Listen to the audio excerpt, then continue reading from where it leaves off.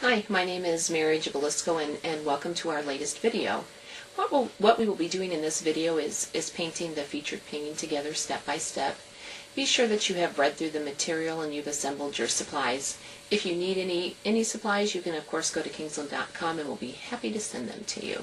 So get out your materials and let's get started. Well, we're starting off on a little landscape, just a couple of Tuscany type buildings. The first thing I'm going to do, and this is on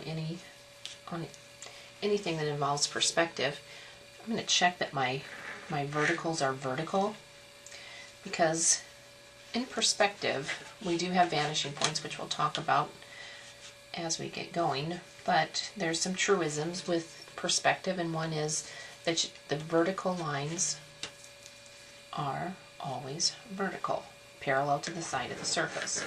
So I'm just checking those real quick.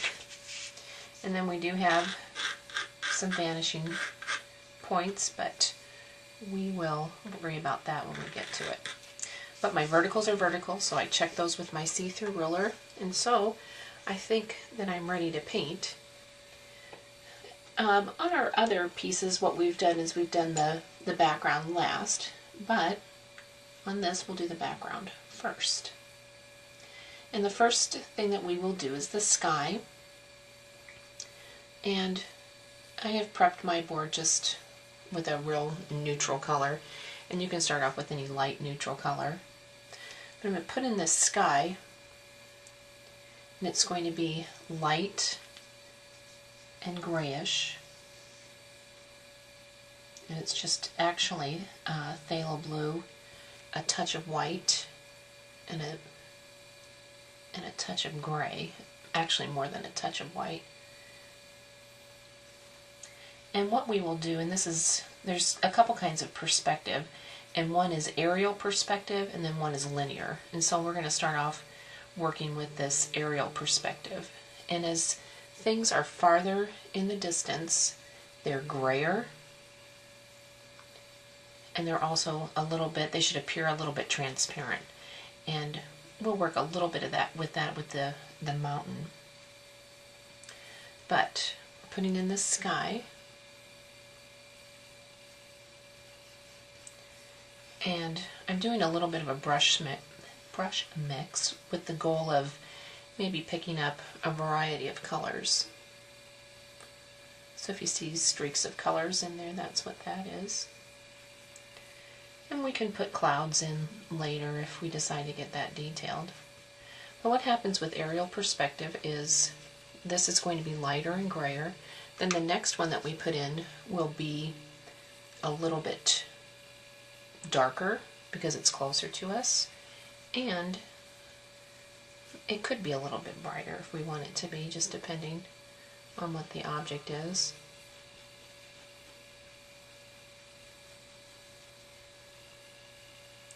This is, of course, wondering why I don't have a larger brush, but it does give me a chance to talk about the different kinds of perspective. Now, if we had trees, etc. in this, and the trees were way in the distance, those too would have kind of a transparent feel to them. It's just the way our eyes work, that as things get farther away, they just get just a little bit more transparent. And we know in reality they're not, and they're not grayer. It's just the way our eyes work, and so when we're painting realistically, we have to kind of use some of those tricks that we know that will make us think we're, seeing things that are three-dimensional on a flat 2D surface. Okay, now I'm going to put in the next, just kind of a blue-gray mountain.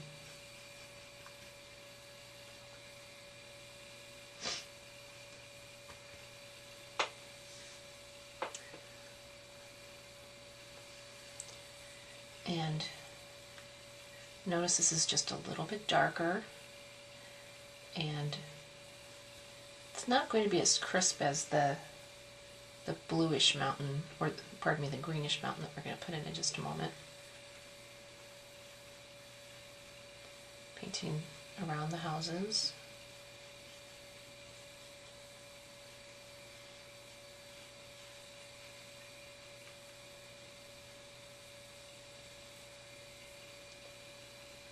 doing here is blending this back edge ever so slightly into the sky. Now when we get to the houses we won't do that, but we're doing that on this because again it'll make it just be slightly more transparent and fading.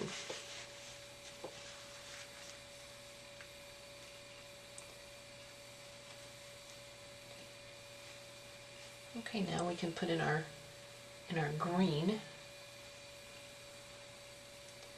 and this is going to be just a little bit darker and more apparent, and we won't really blend that too much into the gray. I'm going to lighten this gray up just a little bit. Can't get much darker than our green.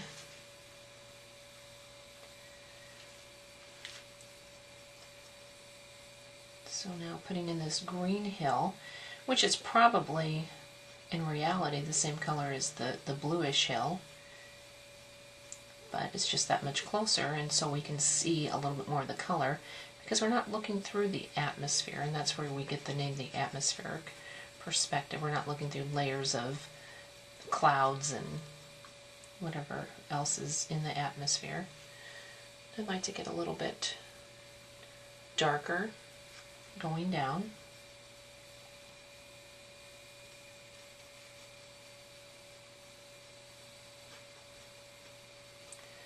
And on this particular hill, I'm using a slip slap technique because I just want it to have a few highs and lows. Just because it's just a smidge closer to us, we'll be able to see some very, very vague detail. So already I feel like I can start to see that, the difference. The sky pretty far away, that bluish, fading a little bit into the sky. And this one just a little bit closer to us. I'm going to make this go up a little bit, just so it's not exactly parallel to that other land formation.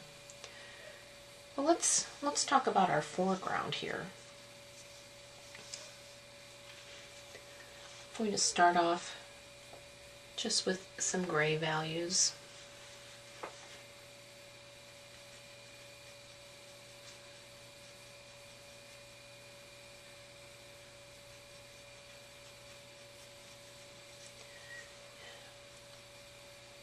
And I'm brush mixing browns and blues into this. Now as these colors get closer to us, they're going to get warmer. And so that's why you can use the gray that has that little bit of brown in it.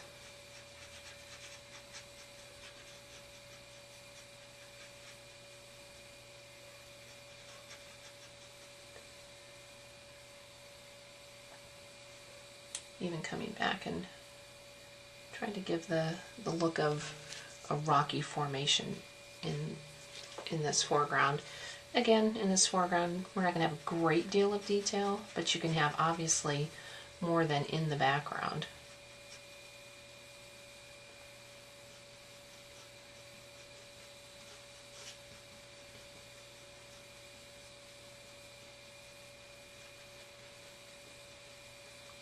And I think what's warranted is in this foreground, because our buildings are fairly bright, is we can put in a few little unexpected pops of color. And if we need to tone it down, we will.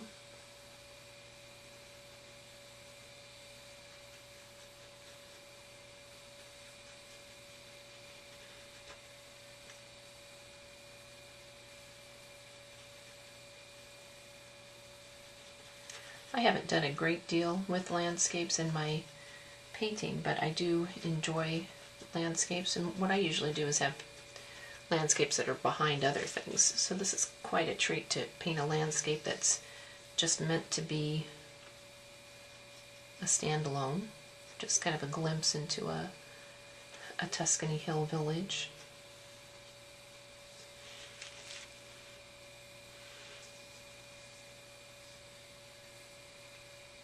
if you ever have a chance, if you're ever in Italy, be sure to take the train. What a wonderful way to see the interesting landscape. It's just very diverse and changes as you go across.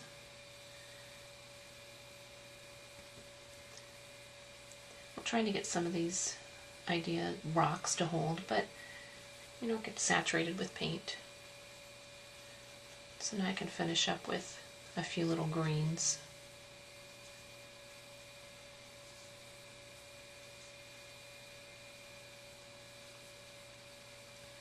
Now if you're adept with a palette knife, you could of course done this with a palette knife also. This foreground, that is. The rest of it not as much.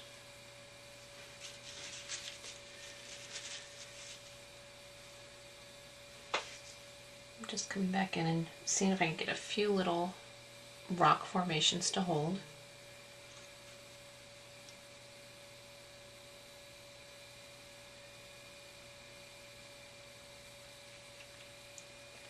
Just coming back in. You have all the different mixes and colors in your information, but you're just coming back in on top with the light value and just picking out shapes.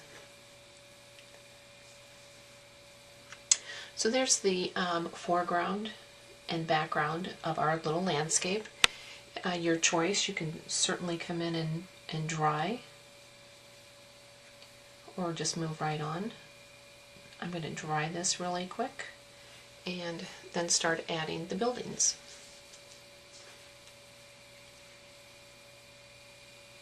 These buildings are old and they're stucco-y, and so initially we'll paint them in the proper values and then come back in and create some of that old stucco look. But you can, pick up a few of the variety of colors as you go. But this is the side of the light, and so this side of the building is quite light and illuminated. So I'm working all of the nice light warm colors into it.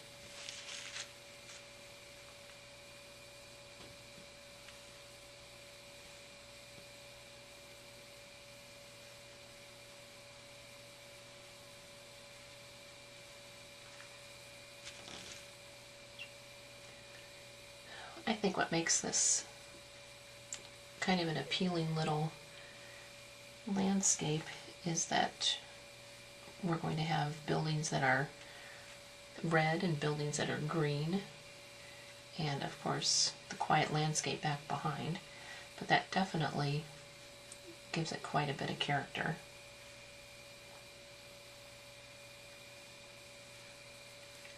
Now in terms of perspective, you can really see the perspective here, that these lines are going to vanish, the ones on the pinkish side are going to vanish to a single vanishing point on the horizon line.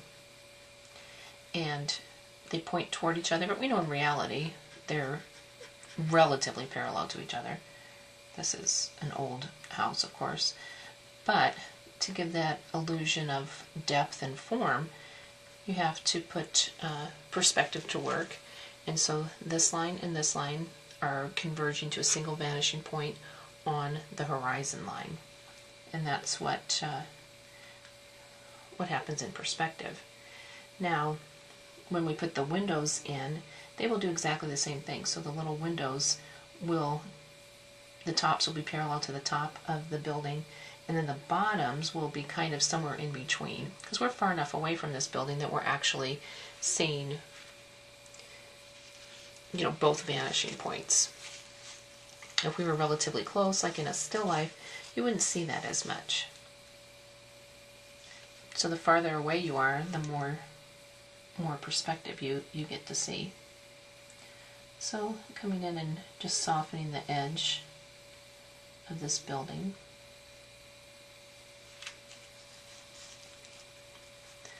And jump right in to this other building, and I just think it's such a wonderful color. It's kind of an aqua look to it. And it definitely is making our landscape quite exciting.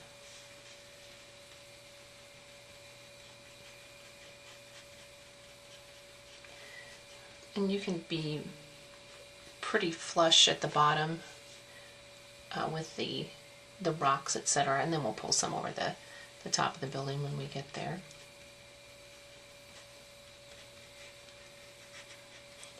I'm going to casually, very casually, paint over the top of those windows. Just a little too much to paint around.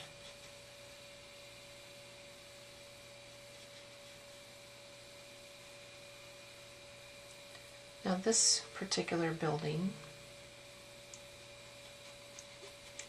we're not seeing as much in terms of vanishing points because it is parallel to us. And then what's also kind of deceiving is down in here, it ends up looking like it's going downhill, but it's not. It's just because it's kind of almost like the rocks have grown around it over the centuries, not just years, but centuries. I live in a house that was built in 1929, and I thought that was pretty impressive until I went to Europe. Not so impressive. Making this side slightly lighter, just again because of the way the light's coming in.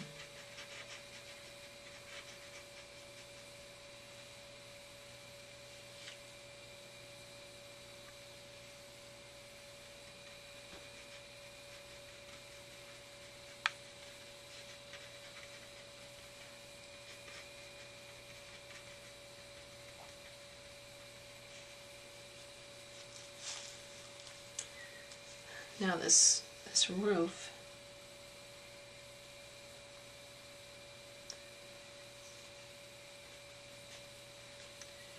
it's kind of again another interesting color to add to the mix.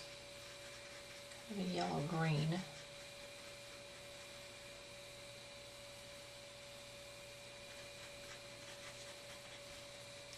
I think it almost looks like it has started to mold.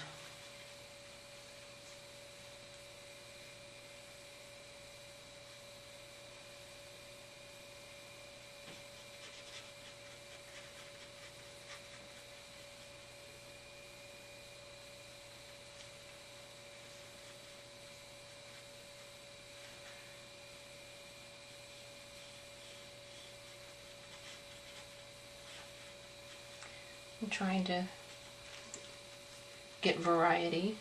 Like I said, sometimes it's tricky to get the variety wet into wet, and so we will definitely come back and create variety when it's dry.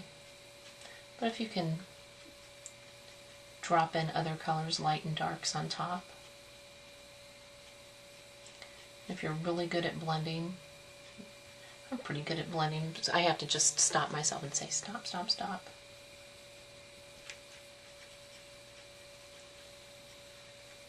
You just want it to be a little bit on the irregular side.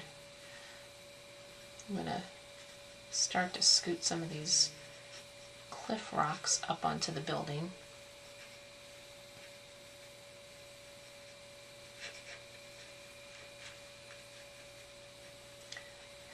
The main reason for that is so that it looks like these buildings are, part of the landscape, which they are. Easier to do this wet into wet.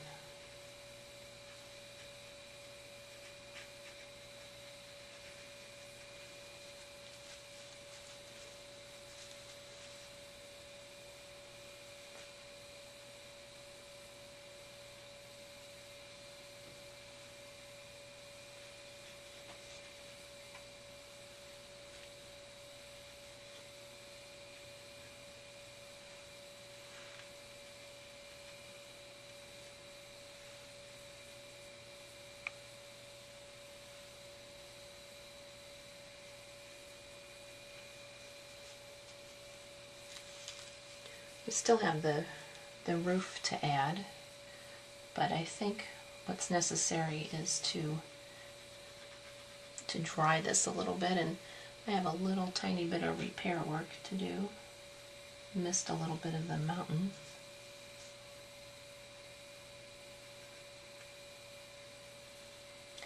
But go ahead and dry what you have here, and then we can come back in and add that other roof back on, and then we can start with some of our really fun, interesting detail.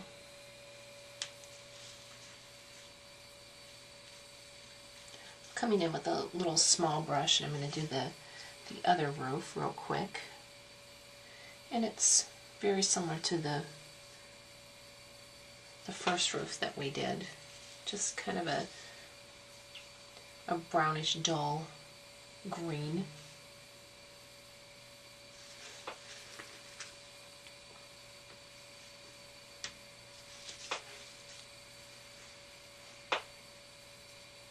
Trying to keep that roof line straight.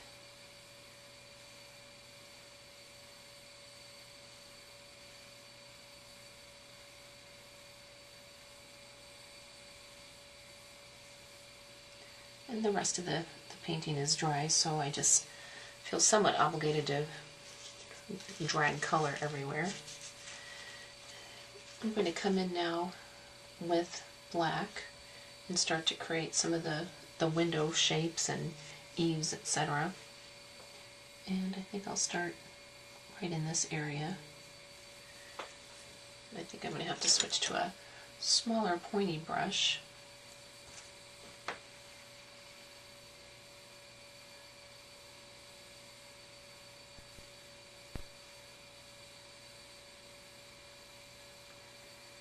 And I actually, you know, as you get going, you realize it's futile to try to paint around something that's about the width of a hair. So I'm just going to paint this all in black and then come back on top and put in those little supports.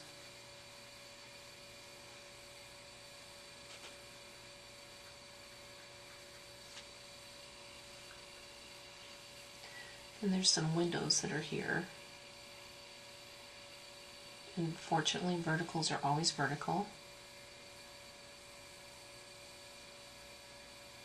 The top line of the window is going to just exactly line up with the roof line. But first, I think I'll just get the windows in. And now I'm going to thin down just a little bit of paint to help facilitate creating the sharper edges.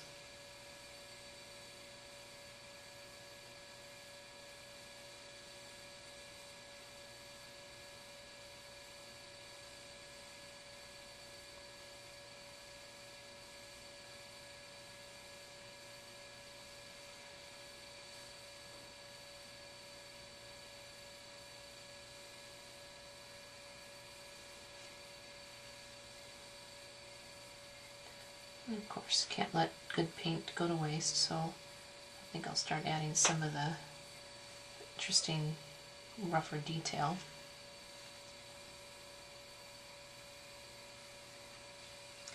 Then we have a smallish window over here.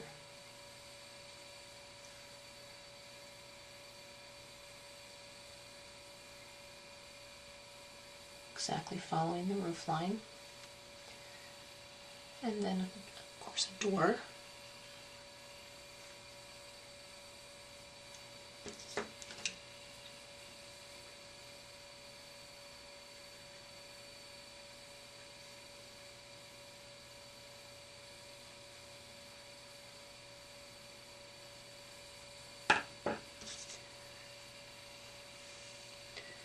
And doing just as before, placing it in and then crisping it up with the smaller brush.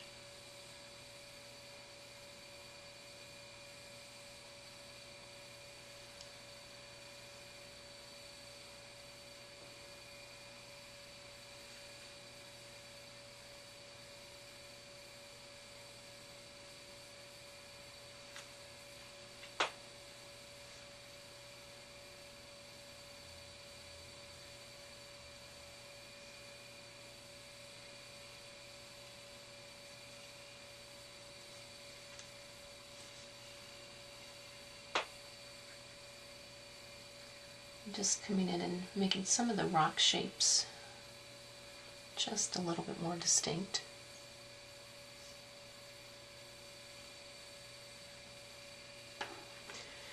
And then on our blue building, we have window shapes. And I think we're going to approach those the way I did those other little tiny shapes on the other building. I'm just going to place this in and then draw in the divisions.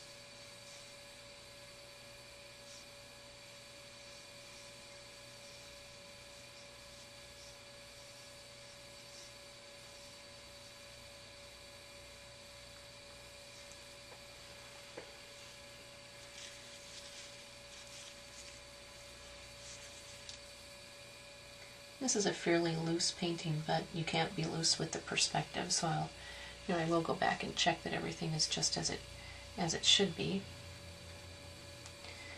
And back behind, I have a little bit of black on my brush.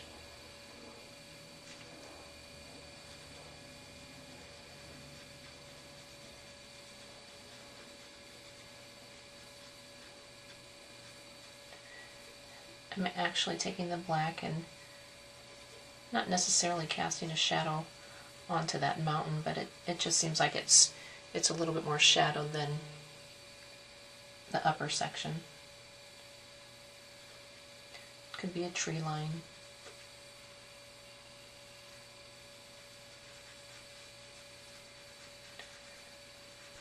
But as we mentioned way back at the beginning, anything that you do in this background has to look a little bit on the transparent side.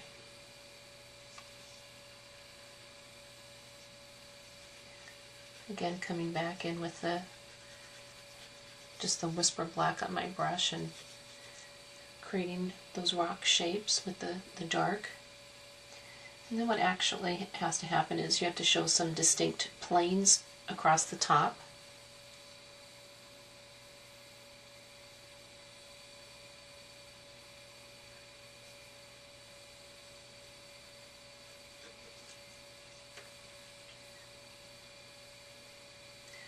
Coming in with my variety of light grays.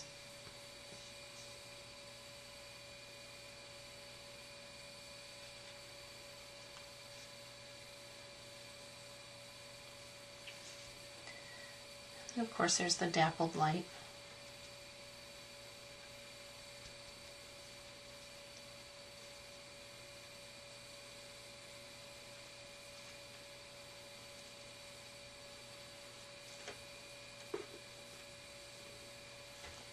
We need to put we have the orange in this area.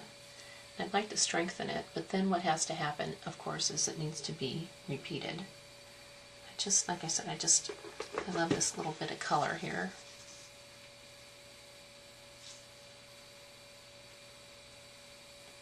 But dry brushing this on the building repeats the color, adds some interest.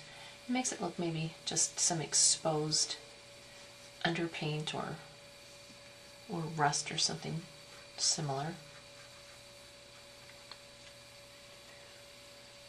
On the roof you can come in and show a little bit of almost reflected light from the sky onto the roof. And this will start to give it the texture that it needs. Just that dry brushing.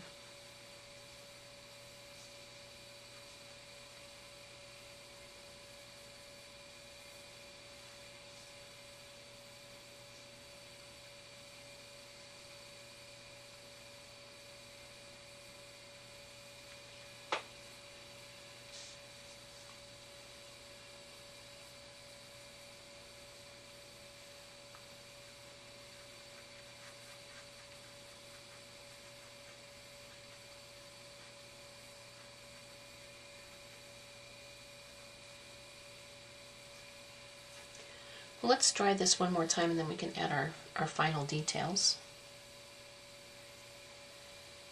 I'm going to add the window divisions. using the same color as how we painted the house initially.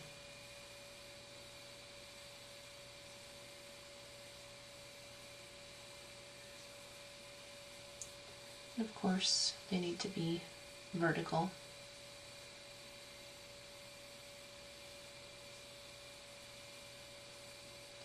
I don't know that they have to just be absolutely perfect, but they do have to look like at one point they were perfectly vertical. Then we need to add the rafters on our other building. It's interesting just how these little details just start to make this look more like a finished painting.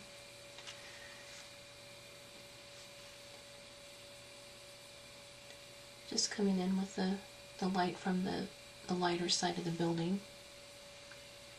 And notice that these are just pointing up to a single vanishing point. So just make sure they all look like they're aiming the same direction.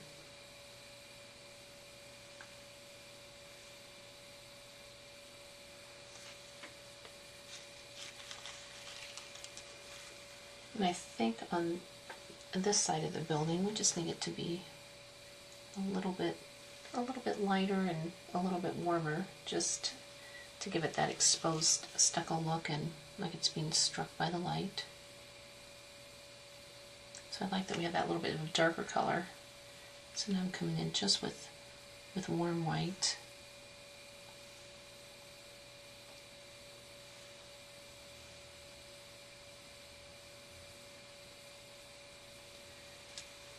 Just a dirty brush.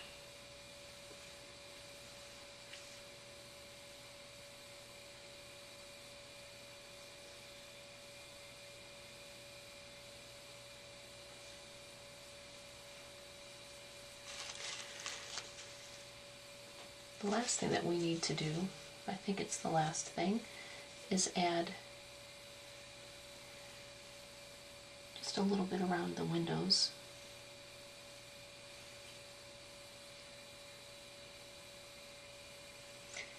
And the door, as I'm starting on the door. This is a very light, warm white again, just thin down slightly. And just showing a door frame.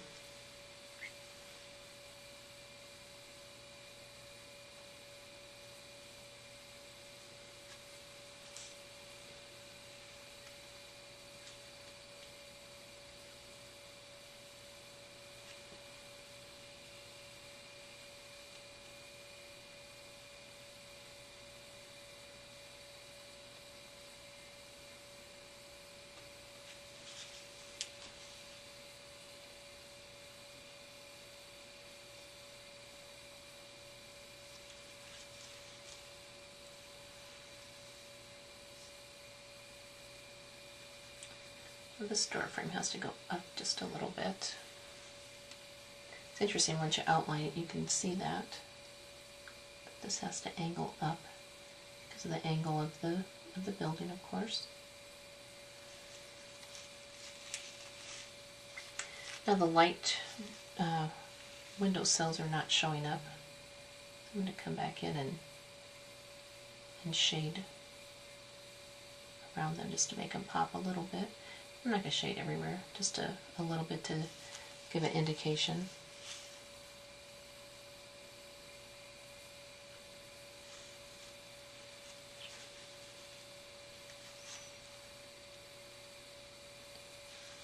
Just want to put a little bit more stucco on that side. So there's our little landscape. I think even in this little landscape we learned a great deal. We learned about perspective, aerial, and linear. Maybe how to create a few rocks, how to add texture to buildings.